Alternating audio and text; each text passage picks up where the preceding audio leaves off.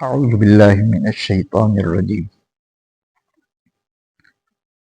بسم اللہ الرحمن الرحیم فہل ینظرون الا الساعۃ ان تأتیہم بغتۃ فقد جاء اشراطها فأنی لہم اذا جاءتہم ذکراہم۔ کیا یہ لوگ انتظار کر رہے ہیں قیامت کا کہ وہ اچانک آ جائے؟ فقد جاء اشراطها، بے شک اس کی نشانیاں تو آ چکی ہیں۔ فأنی لہم اذا جاءتہم ذکراہم، تو جب قیامت آ جائے گی تو اس وقت ان کو سمجھنا کب نصیب ہوگا؟ یہ سورہ محمد کی آیت نمبر 18 ہے۔ اس میں ذکر یہ ہو رہا ہے کہ مشرکین مکہ اور کفار کو دعوت دی جا رہی ہے کہ تم کلمہ پڑھ لو، ایمان لے آؤ، اور نبی کریم علیہ الصلاۃ والسلام ایمان کے متعلقہ جو چیزیں ہیں وہ بیان فرما رہے ہیں، جس میں ایک یہ ہے کہ اس بات پر بھی ایمان لانا ہے کہ قیامت برپا ہوگی۔ شروع اللہ کی توحید سے ہوتا ہے مضمون کہ اللہ وحدہ لا شریک ہے، اس کے علاوہ کوئی عبادت کے لائق نہیں، اور اللہ کے رسول برحق ہیں، کتابیں برحق ہیں۔ اس کے بعد یہ ہے کہ قیامت بھی آنی ہے۔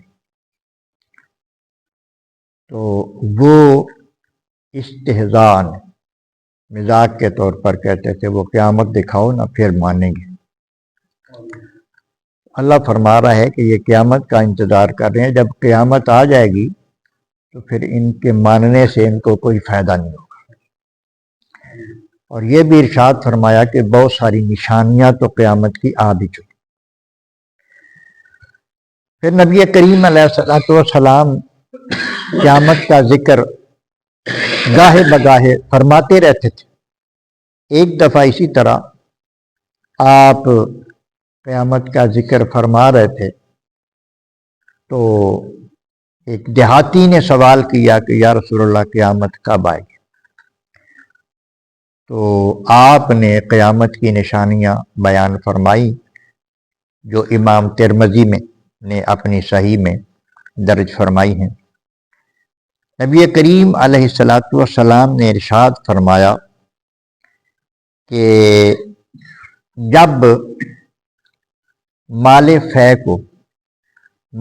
وہ ہوتا ہے کہ مسلمان کسی محاذ پر جائیں اور دشمن جو ہے وہ ہتھیار ڈال دے، مطیع ہو جائے، یعنی بغیر لڑے فتح ہو جائے، تو وہاں سے جو مال مسلمانوں کے قبضے میں آتا ہے اس کو مال فے کہتے ہیں۔ تو اس کی تقسیم کا بھی قانون ہے کہ کس کے لیے کتنا حصہ ہے، اس میں اللہ کا حصہ ہے، اللہ کے رسول کا حصہ ہے۔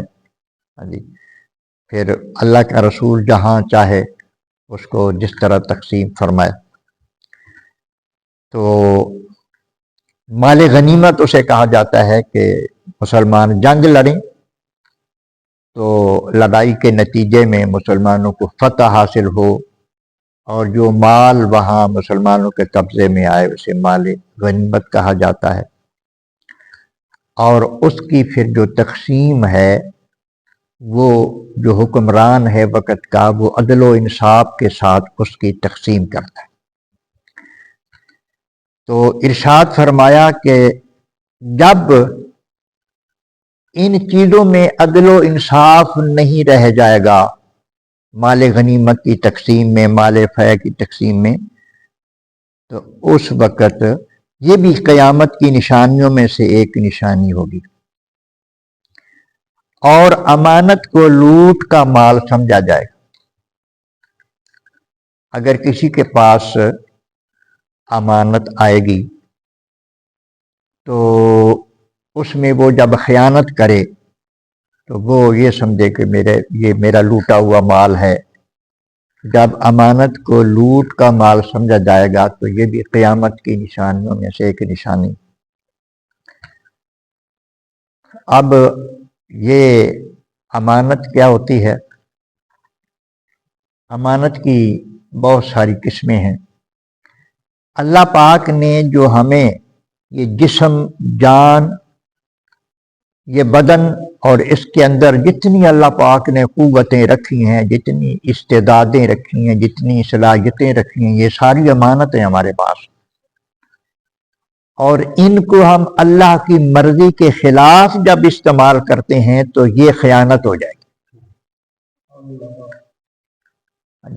نظر امانت ہے، یہ زبان امانت ہے، ہر چیز جسم کے اندر اللہ کی دی ہوئی چیز ہے، مالک کی حقیقی اس میں اللہ ہے۔ ہمیں جو کچھ بھی دیا گیا ہے یہ امانت کے طور پر دیا، اس کو استعمال کی اجازت دی گئی ہے، یہ جائز طریقے سے استعمال ہوگا تو پھر بندے کی بچت ہو جائے گی۔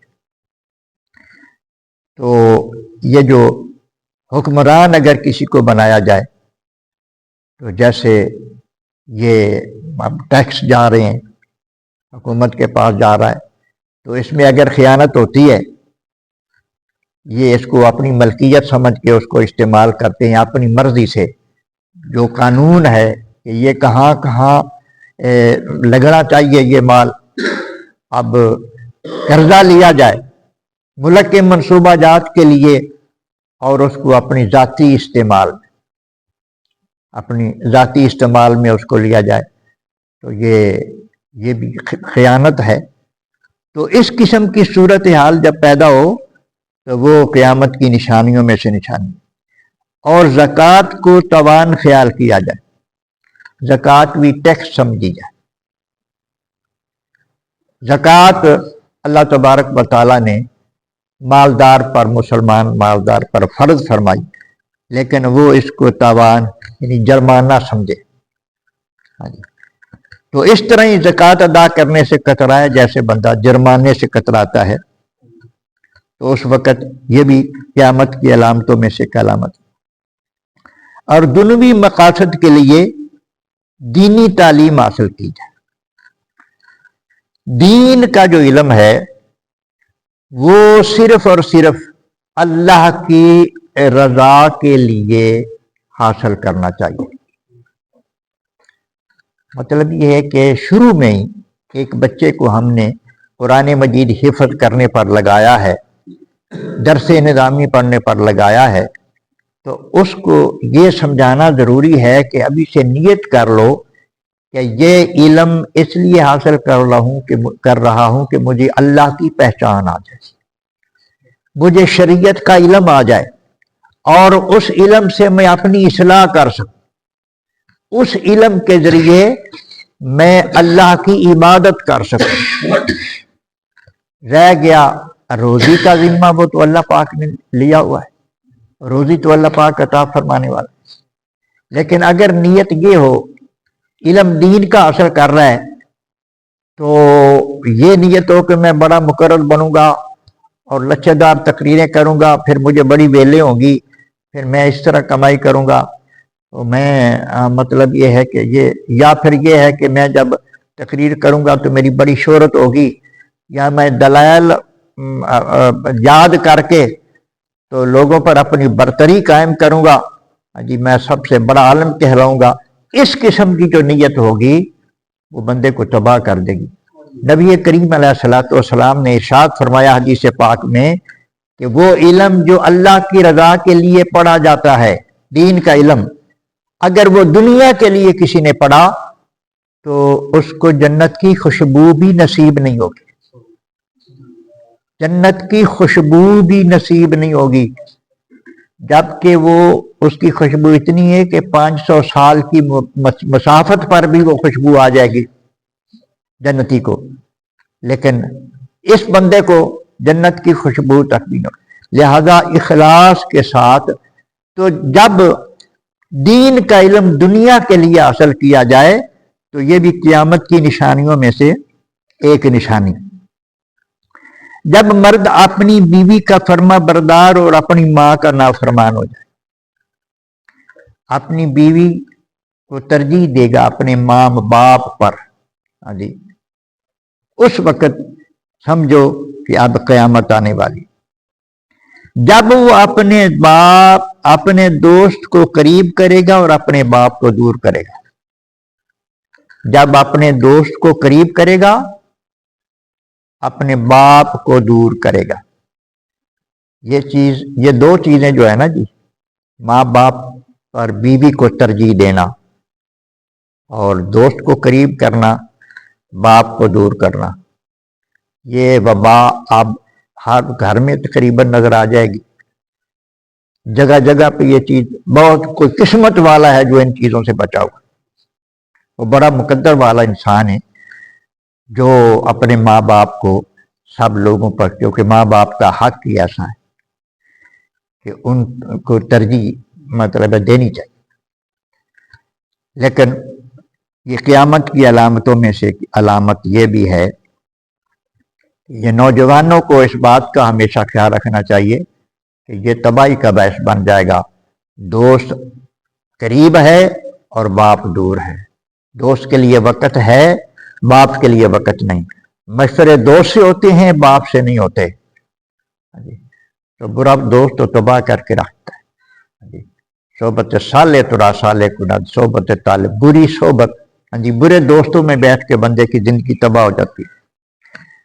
تو اس کے بعد نبی کریم علیہ السلام نے ارشاد فرمایا، جب مسجدوں میں طرح طرح کی آوازیں بلند ہونے لگے، مسجد میں جھگڑے، اپنی انا کے جھگڑے، دنوی اعتبار سے تو میں کوئی مطلب مسئلہ ہی نہیں ہے، یوں ہی اپنی انا کے طور پر مسجدوں سے جھگڑے، جب فاسق قوم کا سردار بن جائے گا، وہ بندہ جو اللہ کا نافرمان ہے، جو شریعت کے قوانین کی پرواہ نہیں کرتا، وہ فاسق ہے، اس کو قوم کا سردار منتخب کیا جائے، وہ ہمارا ایم پی اے بن رہا ہے، ہمارا اس کو ووٹ دے رہے ہیں جناب، اس کو اپنے سر پہ مسلط کر رہے ہیں، ہے وہ نافرمان اللہ کا، دین کی کوئی پرواہ نہیں ہے، دین کے مقابلے میں وہ دنیا کو ترجیح دیتا ہے، اللہ رسول کے مقابلے میں وہ غیروں کو ترجیح دیتا ہے، وہ ہمارا سردار۔ یہ کہ قیامت کیا جب ذلیل شخص قوم کا قائد ہوگا، جو بھی فاسق و فاجر ہے، اللہ کا نافرمان ہے، وہی ذلیل ہے، یہ دنیا کی ٹھاٹ پاٹ، یہ دنیا کی ٹھاٹ پاٹ ہے۔ اللہ کی بارگاہ میں عزت والا وہ ہے جو اللہ سے ڈرتا ہے، جو اللہ سے نہیں ڈرتا وہ اس کی بارگاہ میں ذلیل ہے، لیکن ہمارا وہی قائد ہوگا جو ذلیل ہوگا۔ جب کسی شخص کی عزت اس کی خوبیوں کی وجہ سے نہیں بلکہ اس کے شر سے بچنے کی وجہ سے کی جائے،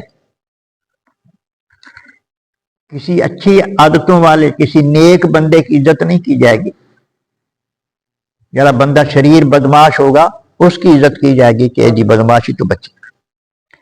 جب گانے والیاں اور گانا بجانا عام ہو جائے گا، جب کھلے بندوں شراب پی جائے گی، جب بعد میں آنے والے امت کے پہلے حضرات پر لعنت بھیجیں گے، بعد میں آنے والے لوگ جو پہلے گزر گئے ہیں ان پر لعنت بھیجیں گے۔ اس لعنت میں بھی ایک طبقہ بڑا گرفتار ہے، جو لوگ صحابہ پر لعنت کرتے ہیں وہ بہت بڑے بدبخت، ہاں جی، وہ بہت اس امت کے بہت بڑے بدبخت ہیں۔ نبی کریم علیہ السلام کی ازواج مطہرات پر جو لعنت کرتے ہیں وہ بہت بڑے بدبخت ہیں۔ تو نبی کریم علیہ السلام نے ارشاد فرمایا کہ قیامت کے قرب قیامت میں یہ چیزیں بھی عام ہو جائیں، اس وقت آندھی کا، زلزلے کا اور غرق ہو جانے کا اور مسخ ہو جانے کا انتظار کرو۔ یہ نبی کریم علیہ السلام نے قیامت کی علامات بنائی ہیں۔ اللہ تبارک و تعالی ان سے بچنے کی توفیق عطا فرمائے۔ اللہ پاک اپنے احکام پر چلنے کی، اپنے ماں باپ کا ادب کرنے کی، اپنے اساتذہ کا ادب کرنے کی توفیق عطا فرمائے اور ان برائیوں سے بچنے کی توفیق عطا فرمائے۔